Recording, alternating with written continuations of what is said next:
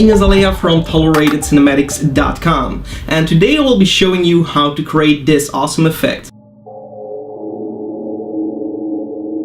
Alright, so that looks pretty awesome. If you don't wish to follow this tutorial or you want to support our channel, you can always buy the project files with the link in the description. If you do want to follow along with the tutorial using the exact same footage as I am, you can download these files for free with the link in the description. So without further ado, let's open up After Effects and get started. Alright, here we are in Adobe After Effects, and I already imported the files that I need to use for this tutorial. These two files you can download with the link in the description. This is a backplate and the footage against green screen. Then I have a grunge texture. Just Google a grunge texture. It doesn't really matter which kind of grunge that you use. And then I have a skeleton picture. It's not perfect, but yeah, it will do the job just fine because we don't really need it that much. So yeah, find these two images, download these files in the description, and let's get started. The first thing that I will do is drag my background video in a new composition. We'll right click here and composition settings and rename this to main comp, so we know this is going to be the comp that we're going to set up everything. Then I will go to my footage file and I will drag this into a new composition and right click, composition settings, and green screen footage. Click OK.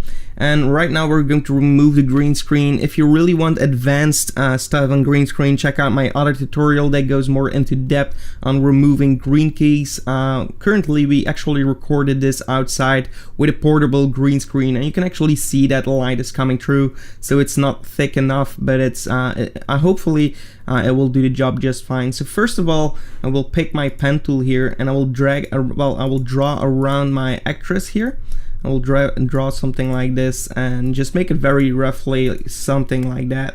Press M on the keyboard and click on the stopwatch for the mask, and then just move forward and yeah, offset your mask the way it needs to be offset. So something like this. We just need to do it very roughly because right here I noticed some mistakes while doing the green key, so that's why I'm doing this.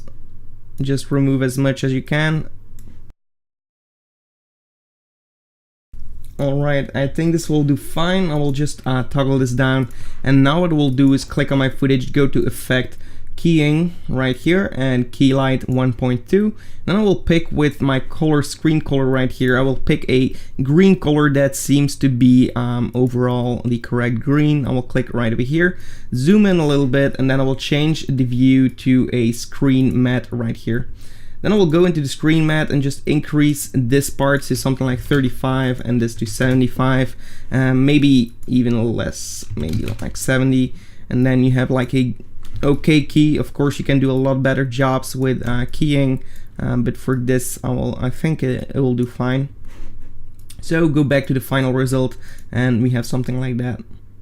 Now go back to your main comp, go to the project manager, and the first thing I will do here is click on my 8 bits and change it to 16 bits so we have a little bit more to work with, and click OK. Then I will drag in my green screen footage on top of my background video, and we have something like that. I will also press S on the keyboard and just scale it up a little bit so the head isn't completely in the shot, because I noticed some mistakes there with the green screen.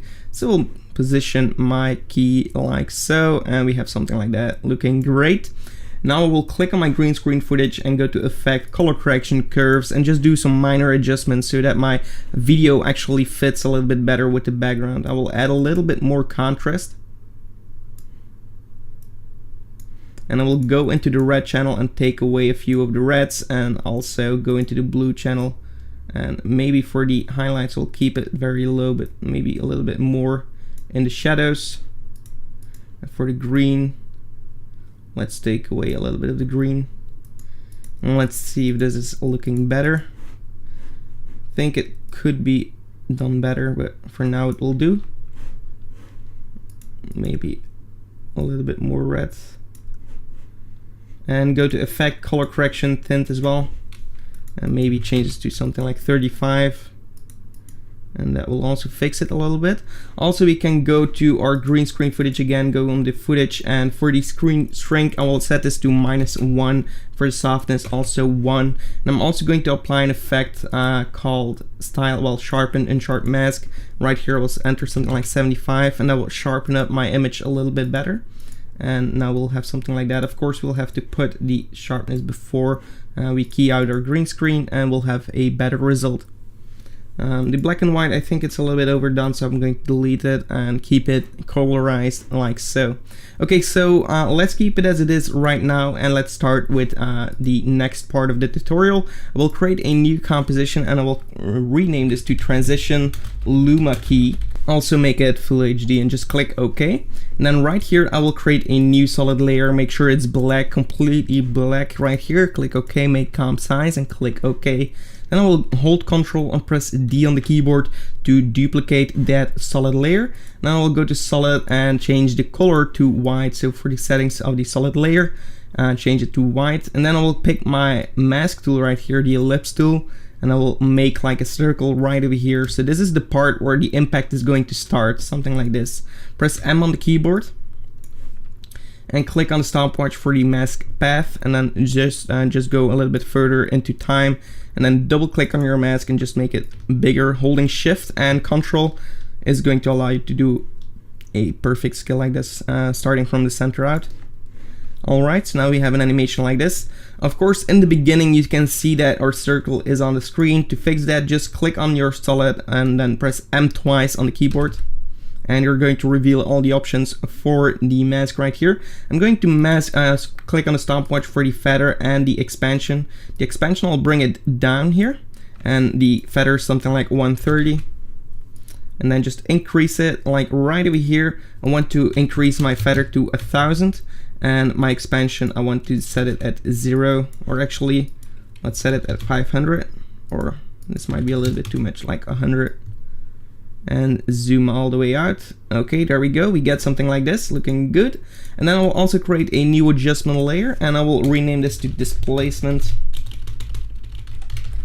And here I will add a turbulence displace. This is going to just affect my transition a little bit. You can see that it's getting it a little bit more rough. And then of course for the size we can trim this down and increase the amount here to get something like this. Hold Alt and click on the stopwatch for the evolution, and write time times 250 maybe, and play this back.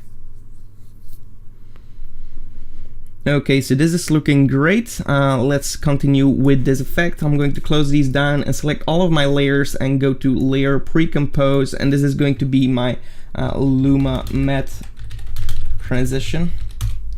And then I will also go to the project file and import my grunge layer right here. So I'm going to bring this below my Luma Matte right here. I will click on my effect, my layer, and go to Effect, Colorize, and make it thin so it's completely black and white.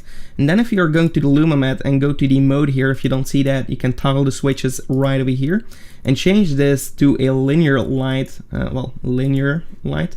That's right over here. We're going to get this kind of effect. So now we have a transition that is really looking a lot better. You can see that we have some variation in here. Of course, you can go in here and add a little bit of curves, but we'll do that later. Just go to the main comp here, and we're going to drag our Luma Matte transition in here. Right now, we want everything that's white to actually be not visible, because in this normally everything that's white is going to be visible, and everything that's black is not going to be visible. If we set this at the Luma Matte, you can see what I mean. Right here we don't have the actress, and she appears with the animation when it turns white. We actually want it to be inverted so that she is on screen and then she disappears because of this effect. So now we get something like this, and this is looking great. Okay. So what I will do now is click on my Luma Matte here and go to Effect, Color Correction, Curves, and here I'm going to add like more contrast to my scene, something like this. I'm actually playing around with everything like that. And actually I imported the wrong matte here, so I'm going to the Project Manager, click on my Transition Luma Key. This is what you want, and hold Alt and drag it on top of your Luma Matte transition. Just make sure it's also selected at first, so select this one and this one. hold Alt and drag it over there, and now we have the correct file here. Okay, so there we go. Now we can play around with the contrast a little bit. So pick something that you like, and now we have a nice disappearing, well, she is disappearing with this nice grunge effect to it. So this is looking great. What we'll do here is click on this green screen footage, and actually before we do that, click on the transition itself and go to Effect, Blur and Sharpen, and add a Gaussian blur. If you are working with older versions of After Effects, it's possible that you might need to use a fast blur. It's actually really the same. They just decided to change it to Gaussian blur instead of fast, but yeah, let them do their job, and we'll concentrate on finishing this project. So right here, I added a little bit of blur to fix a little bit of the issues there. Click on the green screen footage, go to Effect, and go to Generate and add a fill to it. Here for the fill, I'm going to change it to really dark kind of brown color, like so. And this is going to be like the 3D feel of our body. So we actually want the body to disappear, but we also want to have like a glimpse of the inside of the body, and this is the back layer of that. So we're going to select both of these layers and press hold Control and press D on the keyboard to duplicate these. I'm also going to change the color to something different, so we actually see visually which layers belong together.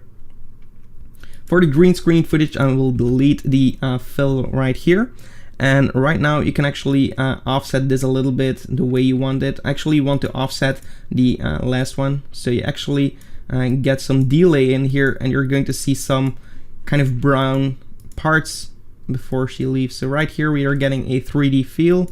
We can also go in this one and maybe add a lot more contrast. It's completely up to you. And then of course you don't need it to exaggerate that much. You can also add a little bit more here, and now you get something like this. Of course, in my original layer I added a denoiser. As you can see, the footage is going to be very noisy. You can fix that maybe in the green screen right here, so lowering this to 60 might help, not sure. But I actually added a denoiser, so you should do that as well if you have the chance, because I'm not sure if After Effects comes with one. It does have the denoiser, but I don't think it's that good. So I'm going to apply it. Go to Effect, Noise and Grain, and remove noise right here. Remove grain and do it to final output. Just put this below, above everything, and this should solve that problem. Okay, so it's a little bit better, but you have plugins that do this and they're doing a better job. Okay, so this isn't actually the part of the tutorial. I'm going to delete this because it's going to make my footage going slower. So I'm going to preview it like this, and you can see it disappearing right here. So now what we want to do is add the skeleton to it, so to be inside of the body. So what we'll do is go to the project file and go for the skeleton and add it to a new composition. And then right here what I will do is actually mask out this part here, the top part. And then I'm going to also click on my pen tool here and also draw out the arms right here. So we don't actually need these. And there we go, and then subtract this from the image. We get something like this. Click on the image and go to Layer Pre-Compose, and we're going to rename this, move all the attributes to skeleton, and click OK. And then I'm going to play around with this a little bit more. Click on the skeleton, go to Effect, and go for, well, actually I'm going to right-click Composition Settings, Skeleton Comp. Okay, and then go to Effect Keying right here, and we're going to click on the Extract key. And now what we want to do is actually just click on the white part here and just drag this in until you see something like this. And actually I want to copy this effect, so I'm going to cut it. So hold Control, press X on the keyboard. I want to open up this composition. I want to paste it on here. So we don't need it in this composition. We need this composition to be as clean as possible. Go back into this composition and maybe delete a little bit more right here so we can see that we don't have anything in the frame. Click on the skeleton, and now we're going to add a choker, matte choker, and apply this to the solid layer, well, to the composition right here, and we get something like this, looking great. Go back to the main comp, go to the project manager, and we're going to add the skeleton right here. Now what we want to do is actually, we're going to solo this part here, and I'm going to set the track matte at no track matte and go for the skeleton, also solo this. And we want the skeleton to actually resemble the motion of our actress right here. So I'm going to drag this around, make it bigger, and yeah, just position it like right over here. I think this will do fine. I'm not sure if the head will be bigger or not, but we'll see how this is going to work. And then I'm going to click here on the puppet tool right here. It's a puppet pin, and I will click on the pins right here. So I will create a few new pins. Let's see what we can do. So right here, I want everything to be moved, and that way you can actually make it fit the same motion. And automatically it's going to create keyframes, so you don't have to worry about that. Go a little bit back into time, maybe position it right over here. Actually, right here it's not that important. And then at the end we're going to move this all the way right over here. And of course this doesn't look too good right now.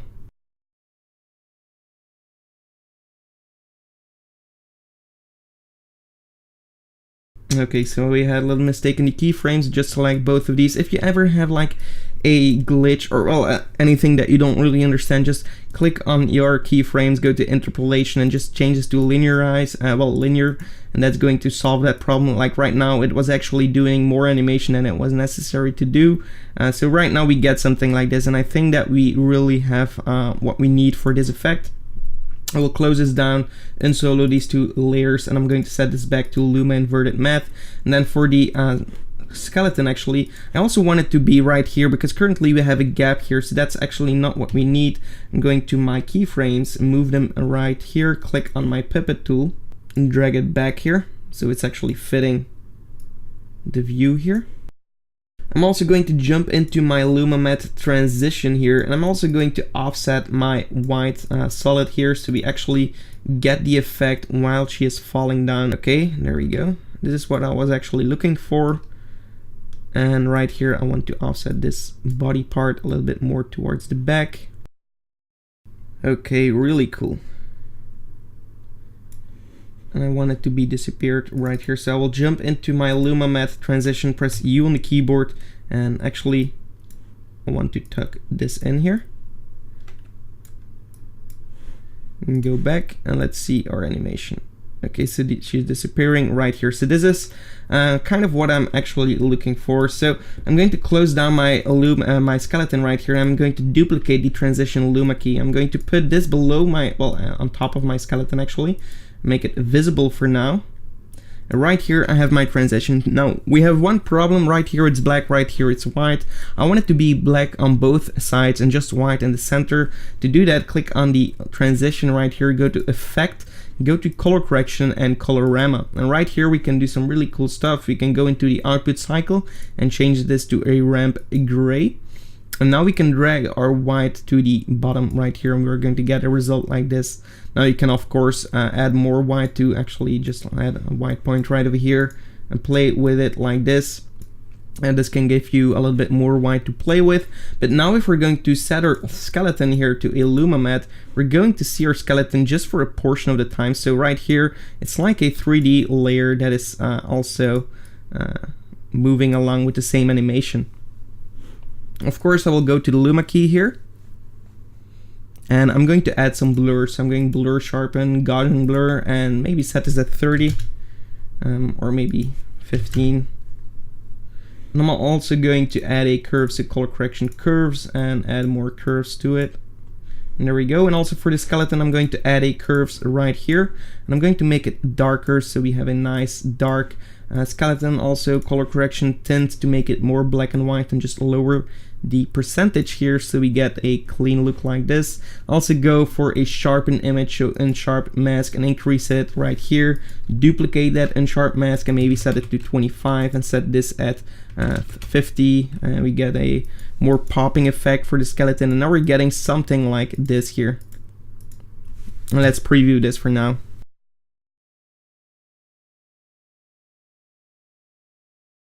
Well, make this a pre-comp layer, pre-compose skeleton transition. And I'm going to add an effect called keying key extract again, and now we're going to extract some of the blacks, and now we're going to get more of a neutral transition. Okay, I thought the blacks were, yeah, too obvious. Okay, so now let's do a preview in full resolution. Okay, so this is a pretty cool result. What I will do for the skeleton is actually I'm going for the hue and saturation, and I want to change my yellow to be more kind of brown, so I'm going to make it darker right here.